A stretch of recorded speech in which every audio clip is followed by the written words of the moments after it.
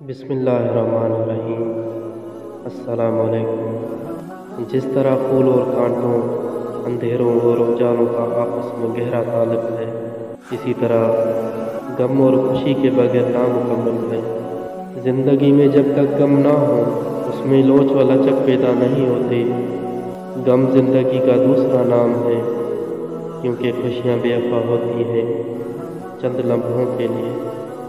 دوسروں کو معاف کر دیا کرو، مگر خود کو کبھی معاف نہ کرو۔